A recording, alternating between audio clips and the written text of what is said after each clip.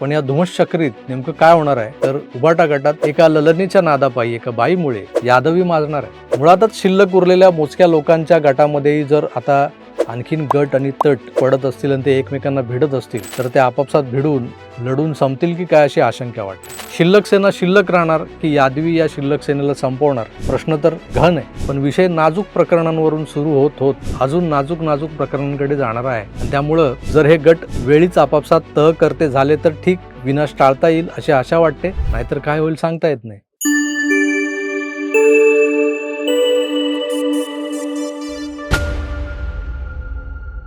प्रियंका चतुर्वेदींना राज्यसभेवर जाण्याची तीव्र इच्छा होती जी पूर्ण झाली नाही. पण त्यामुळे त्यांना स्वतःला जेवढं दुःख झालेलं नसेल, म्हणजे झालं असेल ते, पण ते काय नंतर 7-7:30 नंतर त्या विसरतात. त्यांना जेवढं दुःख झालं नाही ना तेवढं दुःख हे उभाटा सेनेचे युवराज आदित्य ठाकरे यांना झालंय की काय अशा चर्चा सर्वत्र होताना दिसत आहेत. खरं तर हा त्यांचा अंदरुनी मामला आहे. आतल्या गोटातली बात आहे. तेव्हा त्यावर जे काही मंथन चिंतन चर्वण व्हायचंय ते आतल्या आतच व्हायला हवं होतं. पण एका बाईमुळे शिवसेना उभाटा पक्षातली गटबाजी जी काय आहे ती उघड व्हायला लागली. राज्यसभा निवडणुकीत महाविकास आघाडीला 7 पैकी 1 जागा सहज निवडून आणता येणार होती, इतकं संख्याबळ त्यांच्याकडे होतं. पण काँग्रेसचा बदलाचा मूड, उभाटा गटाच्या युवराजांना प्रियंका चतुर्वेदींसाठी हवी असलेली तिकीट आणि राष्ट्रवादी शरद पवार गटाचं संपलेलं अस्तित्व टिकवण्यासाठी खुद्द शरदचंद्र पवारांना वयाच्या 86व्या वर्षी दिल्लीत जाणं अपरिहार्य वाटत असल्यानं या एका जागेबद्दल अनिश्चितता निर्माण झाली होती. महाविकास आघाडीचा पोपट मेलाय असं म्हणतात, पण हा पोपट कधीही अचानक उठतो. म्हणजे उठून मी जिवंत आहे बरं का असं सांगतो. त्या महाविकास आघाडीला पुरतं झोपवायचा प्लान मुख्यमंत्री देवेंद्र फडणवीसांनी तयार केला होता. महायुतीच्या 6 उमेदवारांना पुरेशी मतं दिल्यानंतरही जवळपास 25 मतं ही शिल्लक राहत होती. मग शिंदे सेनेकडून रोहित टिळक यांना उभं करून निवडणूक घडवायची आणि महाविकास आघाडीची 12 मतं फोडून पोपट खरंच मेलाय हे सिद्ध करून दाखवायचं असं ठरलं होतं. पण शरद पवारांना ते स्वतः हॉस्पिटलाइज असताना आपल्या उरल्या गटाला सांभाळण्यासाठी दिल्लीतल्या भाजपेश्वरांना साकडं घालावं लागलं की मला ही एक शेवटची निवडणूक जिंकू द्या. शेवटची यासाठी की पवारांनी याआधीच जाहीर केलेलं आहे की ते जनतेतून निवडून जाणाऱ्या निवडणुका आता लढवणार नाहीत. मागच्या वेळेला संख्याबळाच्या जोरावर ते राज्यसभेत बिनविरोध गेले. पण आता एका जागेचं संख्याबळ असतानाही त्यांनी देवेंद्र फडणवीसांच्या रातोरात रचल्या जाणाऱ्या षडयंत्राचा धसका घेतला होता. दिल्लीतून सिग्नल मिळाल्यानंतर इकडे देवेंद्रजींनी आपला इशारा मागे घेतला आणि शरद पवार जर ती जागा लढवतायत तर आम्ही आमचा 7वा उमेदवार देणार नाही हे घोषित केलं. पण शरद पवारच का? यासाठी सगळ्यात आधी डोकं लढवलं होतं ते विश्वप्रवक्ते संजय राऊत यांनी.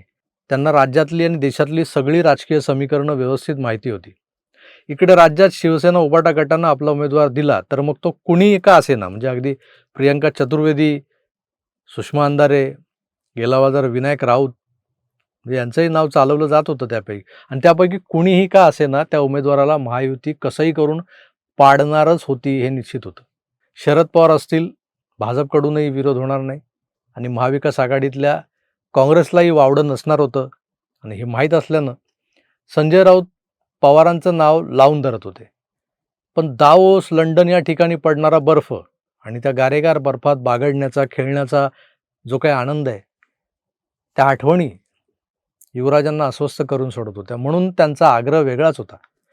आता राऊतांनी लॉजिकली पवारांना पाठिंबा देत आग्रह धरत त्यांना सरतेशेवटी राज्यसभेवर पाठवलंच. जयंत पाटील आणि सुप्रियाताईंनी स्वतः मातोश्रीवर जावं, उद्धवजींना भेटावं, त्यांना मान द्यावा, पान सुपारी नारळ, कारण त्यांच्याकडे 20 मतं आहेत आणि त्यांना आश्वस्त करावं की पवारसाहेब हे काही लगेच NDAला पाठिंबा देणार नाहीत.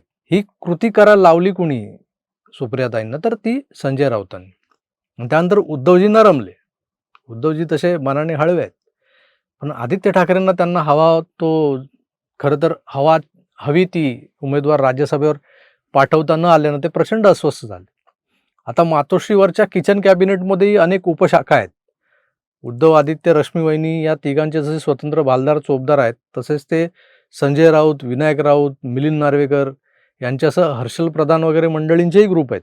आदित्य ठाकरेंचं नेतृत्व मान्य करून त्यांच्यासोबत असणाऱ्या तरुणांचे पिताश्री जे सेनेत आमदार, खासदार किंवा नेतेपदी आहेत ते उद्धवजींचे कमी आणि आदित्यचे जास्त लॉयल आहेत, म्हणजे त्यांच्या चरणी जास्त निष्ठा आहेत. उभाटा सेनेतली कंपुशाही समजून घेतल्यानंतर आता तुम्हाला खऱ्या संघर्षाकडे नेतो.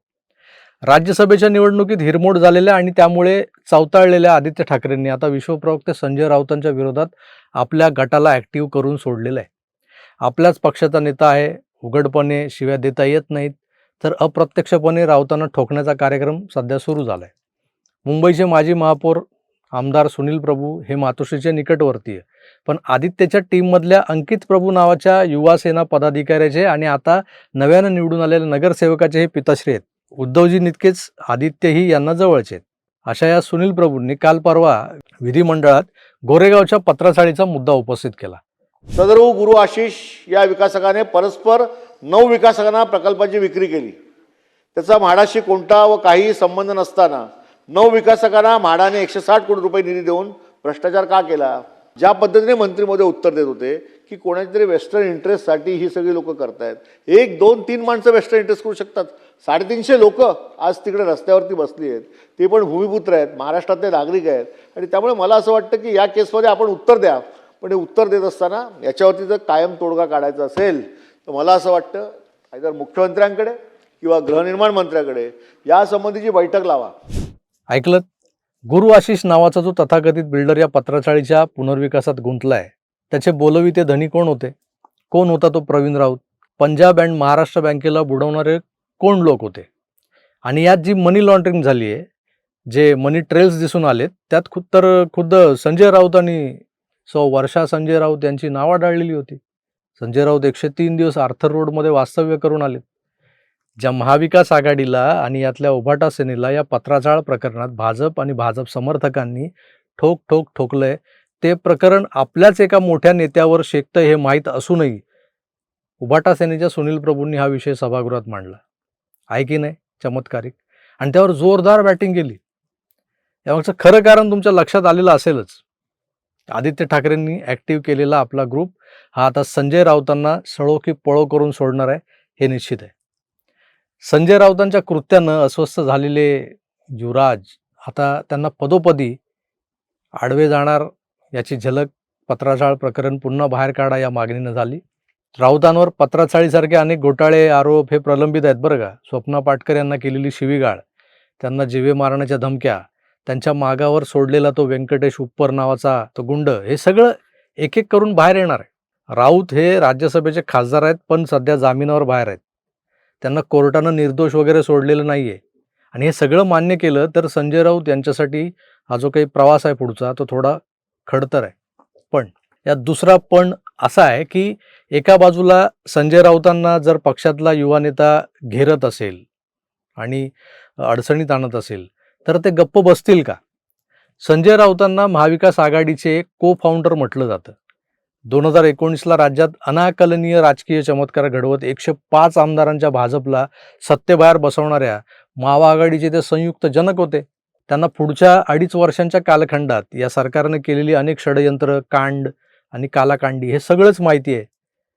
दिशा सालियन, सुशांत सिंग ते कंगना राणावत, नवनीत राणा, केतकी चितळे, अनंत करमुसे अशा असंख्य प्रकरणांमध्ये गृहविभाग कोणी कसा वापरलाय, कोणाकोणाचे फोन टॅप केले गेले होते, देवेंद्र फडणवीसांना, गिरीश महाजनांना कटक कारस्थानांमध्ये अडकवण्याचं षडयंत्र कोणी रचलं होतं, हे सगळं राऊतांना ज्ञात असेलच.